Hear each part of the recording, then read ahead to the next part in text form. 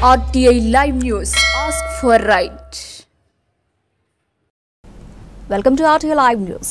ప్రభుత్వం కల్పిస్తున్న సంక్షేమ పథకాల్లో మండల రెవెన్యూ అధికారి లంచాలు అడగడం సరికాదని ఈ విషయంపై తనకు వినతులు వచ్చాయని ఇటువంటి అధికారిని తక్షణమే తొలగించాలని పార్వతీపురం ఎమ్మెల్యే బోనెల విజయచంద్ర సంబంధిత అధికారులను సూచించారు. గురువారం రాత్రి ఎమ్మెల్యే క్యాంపు కార్యాలయంలో అత్యవసర మీడియా సమావేశం నిర్వహించారు. ఈ సందర్భంగా ఎమ్మెల్యే మాట్లాడుతూ మండల రెవెన్యూ అధికారిని తాను దుర్భాషలాడుతున్నట్లు సోషల్ మీడియాలో ప్రచారం జరగడం సరికాదని, ఇది అవాస్తవమని, ఎవరో కొంతమంది తనపై నచ్చక ఈ విషయాన్ని హల్చల్ చేస్తున్నారన్నారు. గత వైసీపీ ప్రభుత్వంలో ఆమెపై ఎన్నో అవినీతి ఆరోపణలు ఉన్నాయని అన్నారు. పార్వతీపురం ఎంఆర్ఓపై సమగ్ర దర్యాప్తు నిర్వహించి ఆమెపై తగు చర్యలు తీసుకోవాలని జిల్లా అధికారులను ఎమ్మెల్యే కోరారు. డిమాండ్ చేయడం, అమాయక ప్రజలు కూడా తిరిగి ఇవ్వడం, ఆమె తీసుకున్న 2 లక్షలు కూడా రైతులకు ఇమీడియట్ గా ఇవ్వాల్సిందిగా మీ ద్వారా సంబంధిత అధికారులు చెప్తున్నా. పీడీఆర్ఎస్ పైన ఇమీడియట్ రియాక్షన్స్ తీసుకోవాలి. తీసుకోలేని పక్షాన పెద్ద ఉద్యమమే జరుగుతుంది. వైసీపీ నుంచి వైసీపీ కోసం, వైసీపీ నాయకుల కోసం పనిచేస్తున్న ఈమె. ఎందుకు ఈ మాట అంటున్నానంటే, తెలుగుదేశం కార్యకర్తలకు అలవాటు ఏంటంటే ఇప్పుడు మెల్లో కండువా ఉండే అలవాటు. మీ అందరికీ తెలిసే గొట్టా వెంకటనాయుడు ఆయనకి ఇప్పటి నుంచి మెల్లో కండువ వేసుకుని తిరుగుతాడు. ఆఫీస్ పని కోసం వెళ్తే మీరు కండువా తీసిరండి అని మాట్లాడిన వ్యవహారం. అంటే 40 సంవత్సరాల నుంచి పార్టీలో ఉన్న వ్యక్తి ఆయన. ఆయనకు చెప్పిన సమాధానం మెల్లో కండువా తీసిన దగ్గరికి రండి. నించోబెట్టి మాట్లాడిన విధానం చూసి అప్పటి నుంచి అర్థం చేసుకున్నాడు ఏంటంటే ఈమె కొంచెం మెంటల్లీ కొంచెం ఉమెన్, ఇక్కడ ఉంటున్నారు కాబట్టి ఇబ్బంది పడుతున్నారేమో అని చెప్పి ఊరుకున్నాను తప్ప, ఇంత క్రూకడ్ మైండ్తో, ఎంత బ్రైబరీ, ఎంత లంచగుండితనానికి అలవాటు పడిందనే విషయాన్ని నిన్నటి ద్వారా నాకు తెలుసుకోవడం. ప్రతి ఒక్కరు ఇచ్చిన సమస్యని ఇమీడియట్గా ఆ పీజీఆర్ఎస్ని రిజాల్వ్ చేయాలని మంత్రి కూడా చెప్పాం.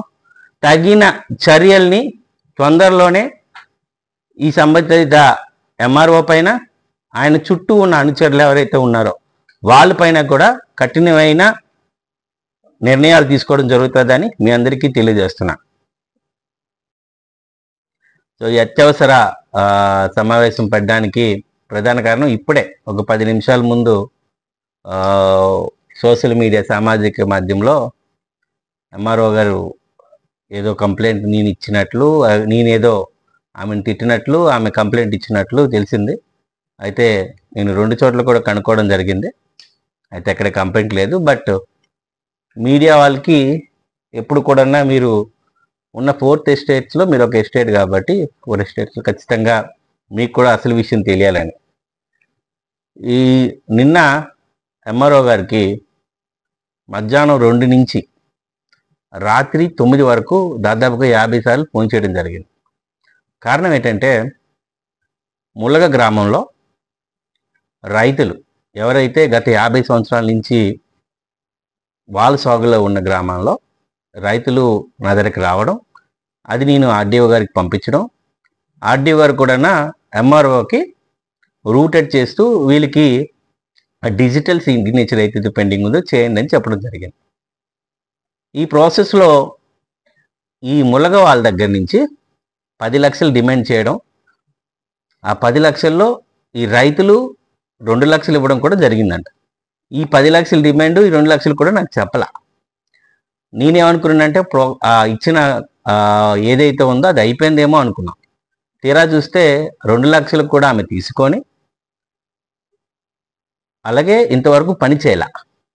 నేను ఈ విషయం చేద్దామని, అడుగుదామని మధ్యాహ్నం నుంచి ట్రై చేస్తున్నా. ఈ విషయాన్ని ఆమె ఫోన్ ఎత్తకపోతే ఆయన పై అధికారి ఆర్డీఓ గారికి కూడా ఫోన్ చేయడం జరిగింది. ఆర్డీఓ గారికి ఫోన్ చేసి 50 సార్లు ఫోన్ చేశానండి, మీ ఎంఆర్ఓ ఎందుకు ఇంకా నాకు చేయలేదంటే, నేను చేయిస్తానండి అన్న. 10 గంటలకు కూడా ఆయన ఫోన్ చేశారు. మీకు ఫోన్ చేసిందా అని అడిగారు. చేయలేదండి అన్న.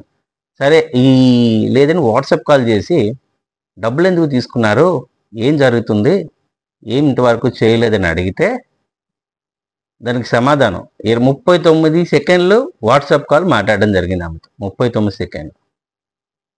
ఎంత తీసుకున్నావు, ఎందుకు తీసుకున్నావు, ఏ పరిస్థితుల్లో తీసుకున్నావు, నీకేం అవసరం, ఎందుకు చేయలేదు, అసలు ముందు ఫోన్ 50 సార్లు చేస్తే ఎందుకు ఎత్తలేదు. ఆమె సమాధానం, నేను ఎంఆర్ఓ అండి, నా ఇష్టం అండి అంటారు. ప్రజాప్రతినిధులు అంటే ఎవరైతే గత వైసీపీ ప్రభుత్వం నుంచి ఇంకా పనిచేస్తూ అదే దోహలో ఉంటే మాత్రం పరిస్థితులు బాగోవు. ఈ విషయాన్ని నేను పై వరకు తీసుకెళ్ళడం జరిగింది. నేను రాత్రి కలెక్టర్తో మాట్లాడడం జరిగింది, ఆర్డీఓ గారితో కూడా మాట్లాడడం జరిగింది. ఈరోజు దానికి కావాల్సిన సారాంశం, ఆమె ఎలాంటి పనులు చేసిందో, ఇంతకుముందు చిత్తూరులో చేసిన పనులకి అక్కడి నుంచి కొడితే శ్రీకాకుళంకి వచ్చింది. అక్కడ చేసిన ఇలాంటి వ్యవహారాలకే శ్రీకాకుళం నుంచి పార్వతీపురం పంపించారు. ఆమె మెంటల్ ఎబిలిటీని చెక్ చేయాల్సిన అవసరం ఉందేమన్నది నా ప్రధానమైన డౌటు. మానసికంగా ఆమెకి ఏమైనా ఇబ్బందులు ఉండొచ్చు. అయితే దీనిపైన ఎంక్వైరీ చేయాల్సిందిగా, అంతేకాకుండా ఈమె పైన ఎవరైతే పీజీఆర్ఎస్లో కంప్లైంట్ ఇచ్చారో, ప్రధానంగా ఈమె వచ్చినంతన్నా డబ్బులు అడగడం, ఈ ఎంఆర్ఓ ఆఫీసులో ఉన్న సిబ్బంది కూడా ప్రతి ఒక్కరు డబ్బులు అడగడం, క్యాస్ట్ సర్టిఫికేట్ నుంచి మ్యూటేషన్స్కి ఒక రేటు, క్యాస్ట్ సర్టిఫికేట్కి ఒక రేటు, అలాగే ఇప్పుడు ఎల్పీసీలు అవుతున్నాయి హౌసెస్కి, దానికి ఒక రేటు, ప్రతిదానికి ఒక పద్ధతిగా ఒక రేటు పెట్టుకొని బయటికి ఏమొచ్చి ఏమీ తెలియనట్లు నటిస్తుంది ఎంఆర్ఓ. ఈ విషయాన్ని కూలంకుషంగా నా దగ్గరికి వచ్చే బాధితులు చెప్పిన విషయాన్ని ఆమెతో మాట్లాడదామని ట్రై చేస్తే ఎత్తలేదు. దీనిని సీరియస్గా తీసుకోవడం జరిగింది. రేపు ఆల్రెడీ రెవెన్యూ మంత్రి గారికి కూడా చెప్పడం జరిగింది. ఇమీడియట్గా ఇలాంటి కరప్టెడ్ ఆఫీసర్స్ని, మెంటల్ బ్యాలెన్స్ లేని ఆఫీసర్స్ని జిల్లాలోనే కాదు అసలు సర్వీస్కి అవసరం లేదనే విషయాన్ని మీడియా ద్వారా కలెక్టర్కి అలాగే అడ్మినిస్ట్రేటివ్ ఆఫీసర్స్కి తెలియజేస్తున్నాను. రేపటికల్లా ఆమె చేసిన ఫాల్స్ ఎలిగేషన్కి క్షమాపణ, లిఖితపూర్వకంగా క్షమాపణ ఇవ్వాలి. రెండోది, ఇవ్వలేని పక్షంలో ఆమెని ఎక్కడికి పంపించాలో అక్కడ పంపించడం జరుగుతుంది. లీగల్గా నాకున్న రైట్స్ ప్రకారం ప్రజాప్రతినిధిగా ప్రివిలేజ్ కమిటీకి పంపించడం జరుగుతుంది. నాకు తెలిసినంత వరకు ఆమె ఈ ఉద్యోగానికి అనర్హురాలు, ప్రజలకి సాయం చేయలేని ప్రజాసేవకురాలు. అంటే వీళ్ళందరికీ ఒకటే చెప్తున్నా, ఈమె ద్వారా ఇన్సిడెంట్ ద్వారా మిగతా వాళ్ళకు కూడా చెప్తున్నా, ఎవరైతే ఎంప్లాయీస్ ఉన్నారో we are all under public servants అనేది గుర్తుపెట్టుకోండి. ఇక్కడ ఎవరు రాజులు కాదు. ప్రజల సమస్య తీర్చకుండా ప్రజల దగ్గర డబ్బులు తీసుకుంటే ప్రతి ఒక్కరికి ఇదే పరిస్థితి ఉంటుందని మీ అందరికీ తెలియజేస్తున్నా. ఇలాంటివి ఇంకెప్పుడు కూడా రిపీట్ అవ్వకూడదనని. అభివృద్ధికి చాలా దూరంగా ఉన్నాం. మన ప్రజలందరూ అమాయకులు.